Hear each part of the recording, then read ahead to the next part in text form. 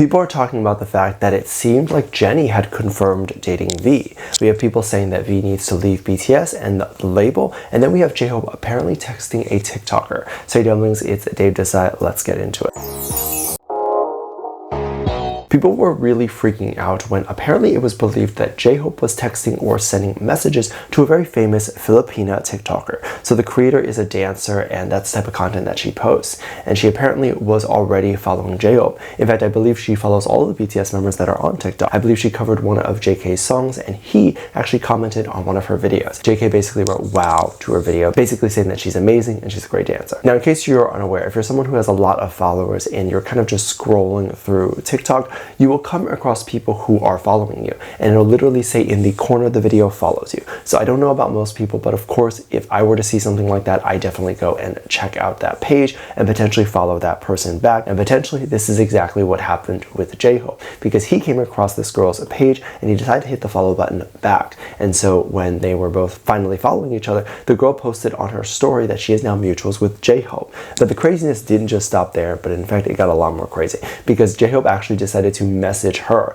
and this was absolutely hilarious because he decided to ask her basically what he can do to make his TikTok better. He specifically said, "Teach me TikTok." Now, I personally don't know if he did that because he actually does need advice on making better videos, or if he's doing that just because he would like another amazing dancing friend like her. But either way, it's not a bad thing, right? TikTok is very difficult for a lot of people, especially nowadays, to go super viral because the platform is kind of matured and it has this expectation that content needs to be more professional. Now, this doesn't mean that if you're not professional or that you're just starting out, you have no chance to grow, right? So don't be scared to post. You should post, but it's just not as easy as it once was, but it's still easier than a lot of other platforms. Now, one of the things that is interesting with K-pop stars versus maybe other stars is that K-pop stars, I don't believe it really matters what they post. The video is going to get 10 million views anyway. Oftentimes, a lot of American celebrities try to make their TikTok page stand on its own, so they make sure that the content is really good, that even if they weren't a celebrity, like if it was just a random person who made this content, it would still go viral. However,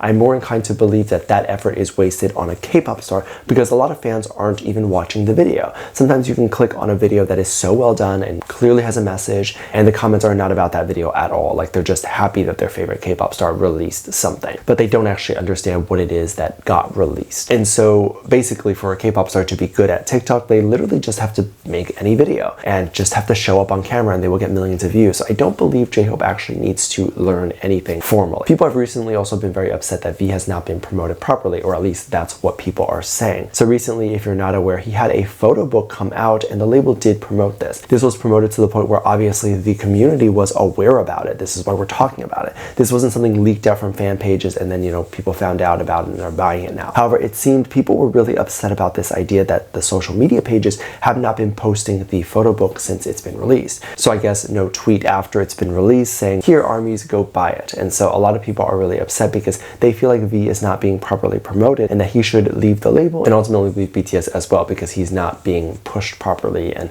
other management companies would probably do a better job. A lot of these comments are not coming from a place where they're making a lot of sense. Good management companies are not a dime a dozen, even for people who are more established. It's not like a good artist can just go to any management company and find good management, and also there's really no such thing as a good management company because it's more so who is going to be the best to manage your work. So an artist signing to a management company that might have a different vision for what the artist can do or the type of music that the artist can make could potentially make or break that artist's career. And I would bet a lot to say that the reason why V is able to do so many things that he wants to do, as well as create the album that he wants to create, is because his current label is allowing him to do that, which other management companies might not. Also, this idea that he needs to leave the label because he didn't get proper promotion doesn't make any sense when, as I mentioned earlier, the only reason why we even know that the photo book exists is because the label had created promo for it. But I guess the real question here is it actually necessary to have promo after the product has been released, even though the majority of the community already knows about it? For people like V and for any of the BTS boys, posting something on their own official page isn't actually what gets the content out there or gets the content more exposure, more sales, or whatever. In fact, most of the times the success of these products comes from when the fan clubs or the fans themselves decide to promote the product. So they're just kind of letting the fans promote the product themselves. But also, V and all the other boys have their own social media pages and Instagram pages to promote their own work. her, which of course the social media team is aware of. I also want to add, just because a social media team or a person on social media might forget, and I'm not saying in this case they forgot or they did not forget, but I'm just saying if they were to forget,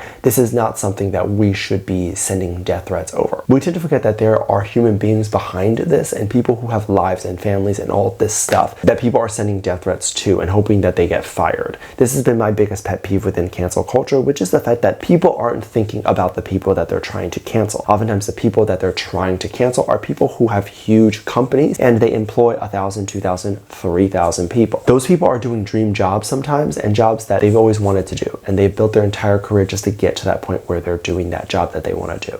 And you're trying to cancel the boss, which would inevitably cancel all of the jobs below them. Starbucks is an example that comes to mind. There are definitely some people who aspire to be baristas, go to school for that. It's a pretty romantic job, a glamorized job, and people being so upset, and potentially for a good reason, I'm not saying that it's not, but people then trying to cancel the company is crazy, because there are tens of thousands, if not hundreds of thousands of employees that work for the company that would be completely out of a job. And some of those people are trying to make ends meet or trying to pay for their college. And by the way, Starbucks also gives college benefits. So these are just things that people aren't thinking of. There's a lot of people that need to also hold down a job in America just because that job gives them medical care. And without medical care, they will die. So these are things that people don't think about when they're trying to cancel someone. You're not canceling the one person. You're potentially canceling a company that will have catastrophic effects not only to the economy, but to the people who work for that company. And I want to stress this more than once, which is why I'm saying it so many times. Recently, there was a video that had gone into the headlines, which is one of Jennie, where she was, I believe, with Vogue, and she was getting ready to go to a fashion show. The video was posted 6 days ago, so this definitely wasn't a video from a little while ago. And I say that this is important because the situation that happened where Jennie and V were walking by a river at night in Paris holding hands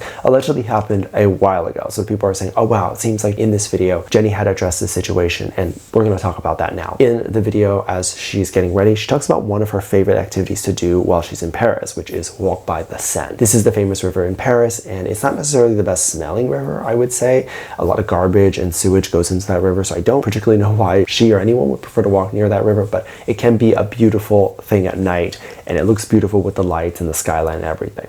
Now, going back a little bit to the hand holding and that dating rumor, people believe that that situation happened when they were both at the Seine. So of course people are thinking that this is confirmation that Jennie was there and that she does walk by that river, and she could either walk by that river alone or sometimes with people. So people feel like it's confirmation that it actually was Jennie and V together, and that she confirmed it in this video. Whether it actually was them or not, I'm just going to say that we don't actually know, because we haven't heard confirmation yet. And I don't want to be attacked by anybody by saying that it is, but quite frankly, whatever you choose to believe, you're welcome to believe. And I tend to want to stay neutral for things like this. In my personal opinion, it does appear to be them, but I don't know, and I don't want to assume that they were actually in a relationship, even if it appeared to be them two holding hands. At the end of the day, neither of them have made a statement, and neither of them have talked about it. And there have been rumors that happened after that where they talked about them both breaking up. So it would, at least in my opinion, if they broke up, for her to still say that this was her favorite spot, that is kind of weird. However, as I said, you're welcome to your own opinion, and I'm just going to kind of leave it at that and not really say much else on this. Let me know what you think. Make sure to check out Patreon for more videos, link down below. Thank you, to leave a comment right here. Love you, bye.